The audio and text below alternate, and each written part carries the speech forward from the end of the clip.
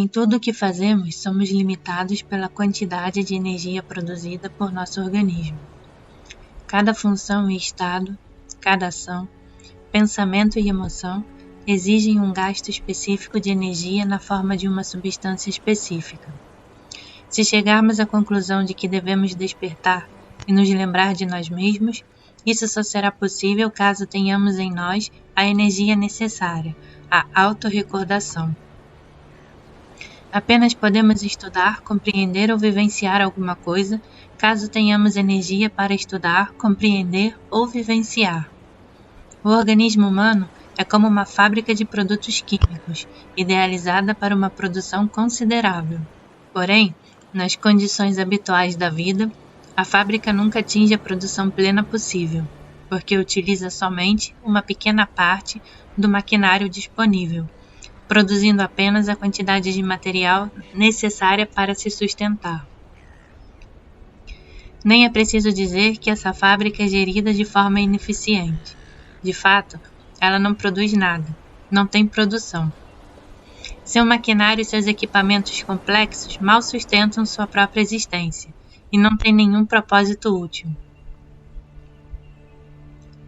O trabalho da fábrica consiste em processar material, transformar materiais mais grosseiros, no sentido cósmico, em materiais mais finos.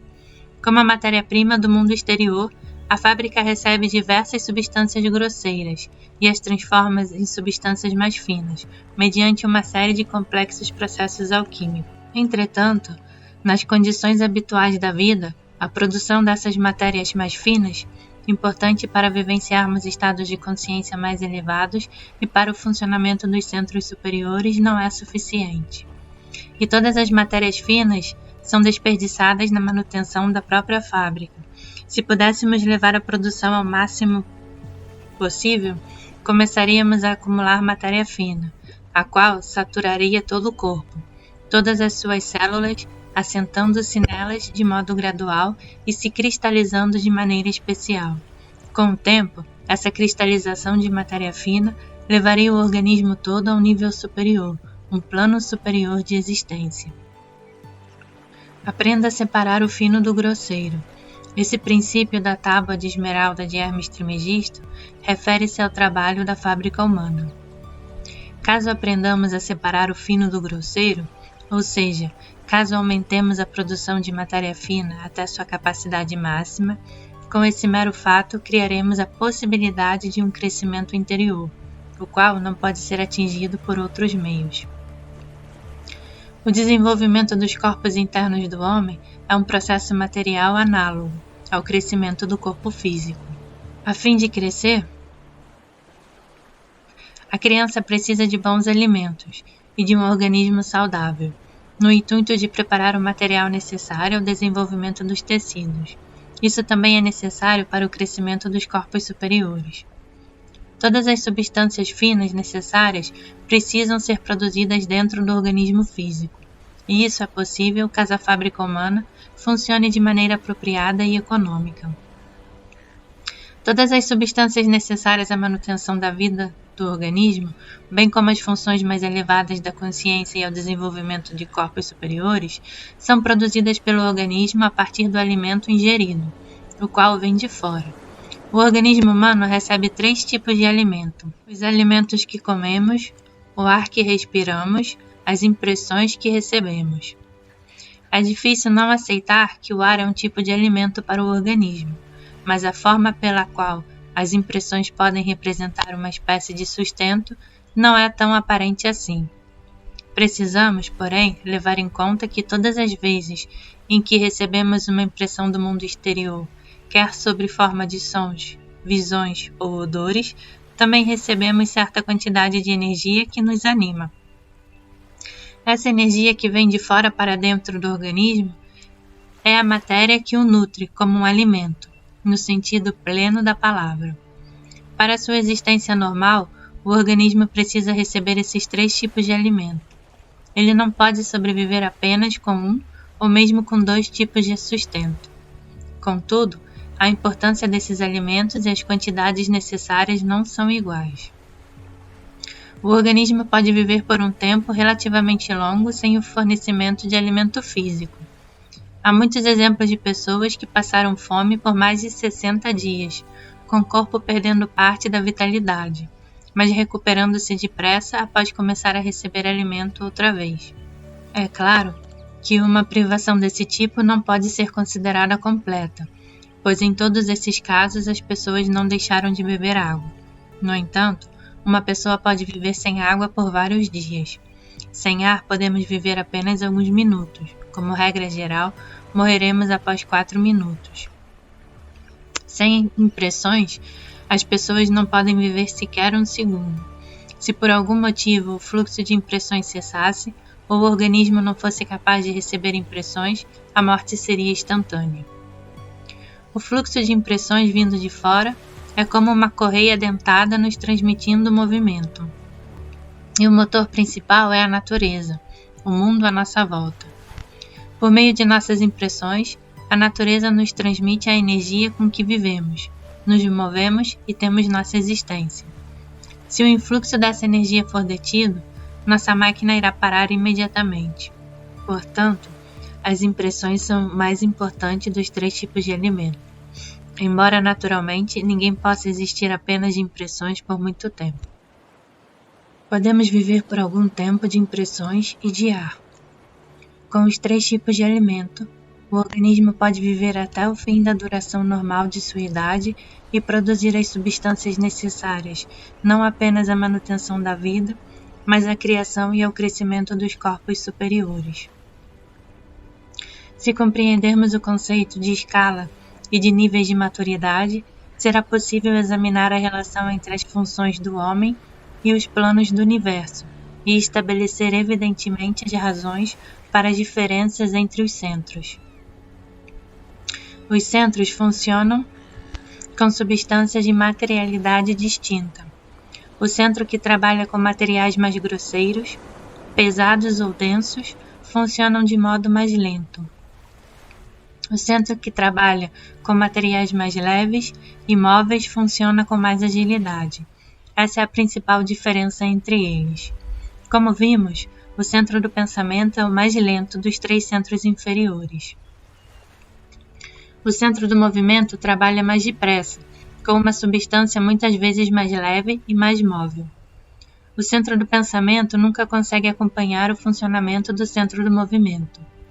Somos incapazes de acompanhar nossos próprios movimentos, ou os de outra pessoa, a menos que sua velocidade seja reduzida de propósito. E somos ainda menos capazes de acompanhar o trabalho das funções internas e instintivas do nosso organismo. O centro dos sentimentos pode trabalhar com material ainda mais leve. Na prática, porém, é raro que o faça, e na maior parte do tempo seu trabalho difere pouco em intensidade e velocidade do trabalho do centro do movimento. Como visto, a máquina humana tem 2 centros superiores, plenamente desenvolvidos e funcionais, mas não conectados aos 3 centros nos quais temos consciência de nós mesmos. São o centro do sentimento superior e o centro do pensamento superior, cada qual funcionando com as substâncias mais finas. Se considerarmos a máquina humana em relação aos materiais usados pelos centros, deve ficar claro porque as diferenças em qualidade impedem a conexão com os centros superiores. O centro do pensamento trabalha com a substância mais pesada e o centro do movimento com uma substância menos densa. Se o centro do sentimento usasse a substância mais fina que lhe está destinada, seu funcionamento seria conectado com o centro do sentimento superior. Com efeito, nos casos em que o centro do sentimento atinge a intensidade conferida por essa substância mais fina, dá-se uma conexão temporária com o centro do sentimento superior. E a pessoa sente novas emoções e impressões, diferentes de tudo que já sentiu antes, as quais não há forma de descrever. Ficamos surdos às vozes que falam conosco e chamam por nós, desde o centro do sentimento superior. O centro do pensamento superior, ao trabalhar com uma substância ainda mais leve, fica mais remoto e inacessível. A conexão só é possível por meio do centro do sentimento superior. E isso se dá de forma tão rara que os únicos exemplos conhecidos disso são descrições de experiências místicas e de estados de êxtase. Esses estados podem ocorrer por meio de emoções religiosas, experiências patológicas, como ataques epiléticos ou ferimentos traumáticos no cérebro, ou por momentos muito breves por meio de narcóticos ou outras drogas. A fim de se obter uma conexão correta e permanente com os centros superiores, é necessário regular os centros inferiores e fazê-los funcionar mais depressa. Infelizmente, os centros inferiores costumam trabalhar de maneira errada, esquivando-se de suas funções apropriadas e assumindo as que deveriam pertencer a outros centros.